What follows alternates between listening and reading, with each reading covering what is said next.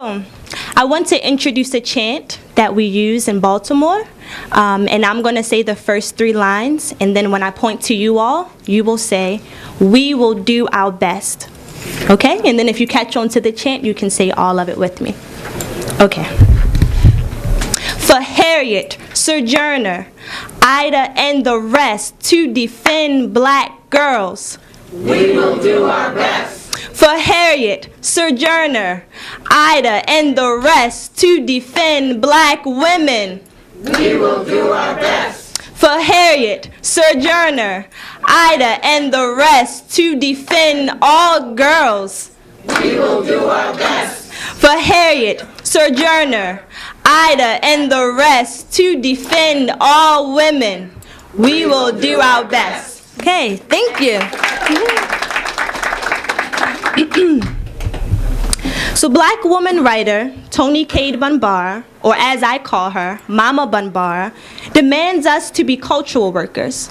As cultural workers, or folks who dedicate their lives to making a revolution possible, we must always strive to make the ancestors proud by continuing in their legacy. When we say that chant, and we lift the names of Harriet Tubman, Sojourner Truth, and Ida B. Wells Barnett, we are not only giving thanks for the fierce activism of our black foremamas, we are centering women, specifically women who live at the intersections of multiple oppressions in the liberation struggle. And when we deem the lives of the most marginalized women important, we will move in a radical energy that uses the best parts of ourselves to do our very best to defend girls and women. My name is Kira-Lynae, and I come representing, as already stated, the Workers' World Party of Baltimore and my black sister comrades. I am thankful for this opportunity to hold space with these other 2 luminous women who will speak tonight, for I know their articulations on oppressions will be beautiful. The title of my talk has actually changed. It's called This Body Black, This Body Mine, Getting to the Bones of Reproductive Justice Theory and Work for Black Women and Girls. Tonight, I am going to discourse on how black women and girls fit into the reproductive justice framework by offering a definition of reproductive justice, getting specific about how our anti-black woman and anti-black girl society enacts reproductive oppression, the work that is being done to combat it, and how we can contribute to the movement. When I say black women and girls, I am including women and girls of Africa and the African diaspora who are differently abled, transgender and gender non-conforming, of various sexual orientations, Spanish-speaking, who are students, homeless, in prison, sex workers, battling drug addictions, single mothers, and all the other women and girls whose lives are oftentimes not deemed worthy of inclusion in political discourses or not seen valuable enough to advocate on behalf of. And it's just really crucial that I say that because reproductive justice is all about inclusion, and I've attended talks where the discussion will be around unique oppressions influencing the lives of black women and girls, and those black women and girls who don't fit people's ideas of respectability are not included. And so we really want to refute that non-inclusive thinking. So reproductive justice theory was outgrown from black women's lived experiences because the sole decision to have an abortion was not one that could be made independent of their realities, not one that could be made without taking their particular history into account, and not the only decision to be made. Reproductive justice defines the right to have a child or to not have a child, to parent in sustaining, healthy, and affirming environments, and the right to define family and the right to sexual pleasure. Some reproductive justice activists reduce the struggle to just choice, but we know there is no choice where access is absent. And in our imperialist, white supremacist, capitalist, heterosexual, able-bodied, cisgender, patriarchal society, there has never been access or adequate access for black women and girls. So a historical analysis of white supremacy reveals the seeds of repression of the reproductive freedom of black women and girls. As the United States survived off the slave economy, controlling the use of their bodies was crucial. Black women and girls were forced to be breeding machines to give birth to future generations of enslaved Africans that would generate money for the slaveocracy. Were not being forced to procreate. They were being raped by slave masters or punished by way of sexual brutalization, which sometimes resulted in the burning and scarring of their genitals.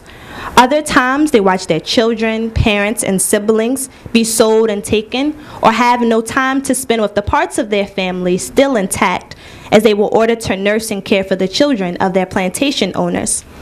Black women and girl bodies then became the site of vaginal experimentation, most famously by Dr. J. Sims, who worked to cure tears from the vagina to the rectum by operating on enslaved black women multiple times, and these same women multiple times without any anesthesia.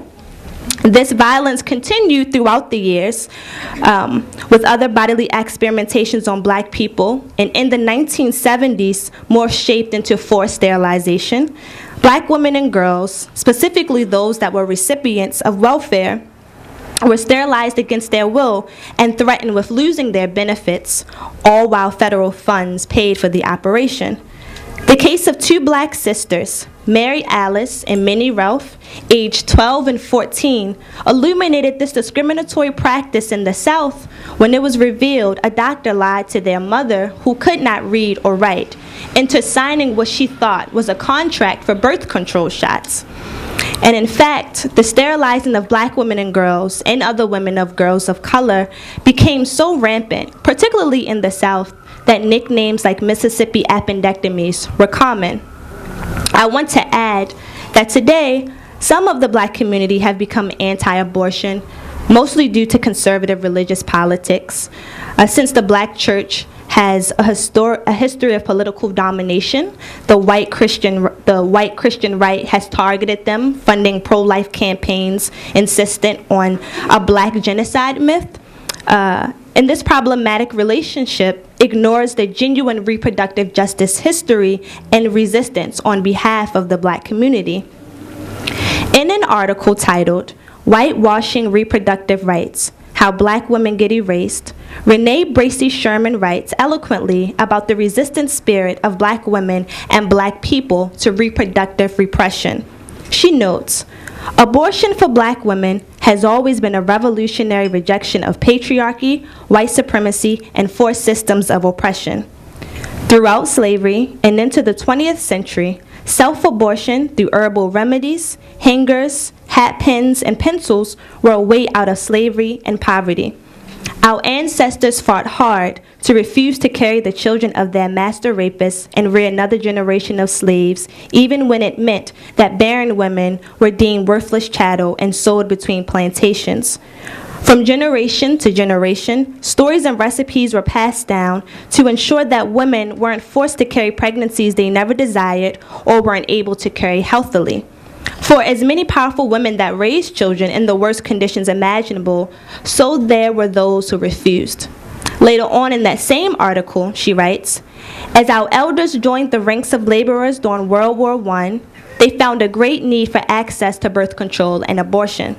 In Detroit, Dr. Edgar Bass Keemer Jr. provided abortions from 1938 through the 1950s, ensuring that black women had access to safe abortion care regardless of their income. Today, our white supremacist society continues making use of sexism and racism. Yet the media is seductive in convincing people that things are progressing, especially with so many television shows that have black women main characters. But this recent hypervisibility of black women on TV has done no work to shift understandings and uses of black women and girl bodies. Our bodies still serve as sites of commodification, capital gain, and are super susceptible to the white gaze. So returning back to that phrase, imperialist, white supremacist, capitalist, heterosexual, able-bodied, cisgender patriarchy, which is a very long one, but useful because it allows us to name systems of domination and to get specific about how they intersect to oppress people. A genuine reproductive justice theory is always intersectional in its analysis of reproductive oppression and looks at the ways race, gender and gender identity, sexual orientation, different physical and mental capabilities, and class overlap to redefine a woman and girl's relationship to her body. Using an intersectional lens, we can see that reproductive justice for Black women and girls is impacted by lack of adequate sex education, HIV/AIDS pandemic and other sexually transmitted diseases, lack of access to quality health care, specifically maternal health care, the forcing of C-section births, no insurance coverage for abortions, no access to contraception, forced sterilization, which is still a big problem for women prisoners, high rates of unwanted and teen pregnancies, lack of access to jobs with livable wages, the gender and race disparities in earned wages, racist and sexist employment hiring practices and workspaces, homelessness, lack of access to quality housing, environmental racism, welfare, for which funding is steadily decreasing and is relying on the family cap policy so that women with a certain number of children could no longer receive welfare, police terrorism, not just murder, but the strong police presence in schools and neighborhoods, the school-to-prison pipeline, increasing incarceration rates for Black women, immigration laws, child marriages, female genital mutilation, partner violence, sexual and physical abuse of children, lack of inadequate child care, and sex trafficking. Reproductive justice activist Loretta Ross says that reproductive oppression allows for control of communities. And I would like to add that the prioritizing of reproductive oppression can put control back into communities. As we all know, our collective efforts can bring about change. We have to actively listen to the stories of Black women and girls. There is an organization that mobilizes around gaining access to abortion and family planning called Trust Black Women. And that is what we must do. Trust Black women and girls. A socialist revolution will guarantee us the freedom to have control over our bodies and pave the way for liberation for all people. So thank you. Okay, I'll just be very brief in my responses. I think the first question that was posed to me was one about Margaret Sanger and eugenics.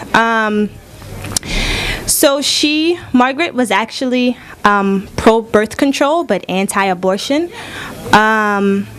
So the idea that she wanted to exterminate the Black race is actually untrue. In fact, Planned Parenthood didn't start performing abortions until after she passed away. I think it was like 4 years. It had been 4 years since she had been dead, and then they started performing abortions. And it also should be known that she did have an intricate relationship with Black communities. In fact, the first abortion, the first clinic that she was working to open in Harlem, W.E.B. Du Bois was on the board for that. So those kind of ideas around her and anti-Blackness are not completely true, though I have also read that she was so interested in her birth control agenda that she may have aligned herself with people who were really into eugenics, but she herself was not one. And then two, the questions around Say Her Name and the Black Lives Matter movement. The original politics of the Black Lives Matter movement revolved around not just, it began in response to the racist killing, but it also was not just about murder, but just tackling all forms of oppression that influence the lives of Black people. But I think as the movement became so centered on the murders of Black boys and men, that Black women found themselves creating a new movement that would focus on the gendered face of police terrorism, which we now have Say Her Name. And so just recently, the Black Lives Matter movement has partnered with reproductive justice organizations to kind of look at the connections between police terrorism and reproductive oppression. So that was a much needed relationship. So very exciting.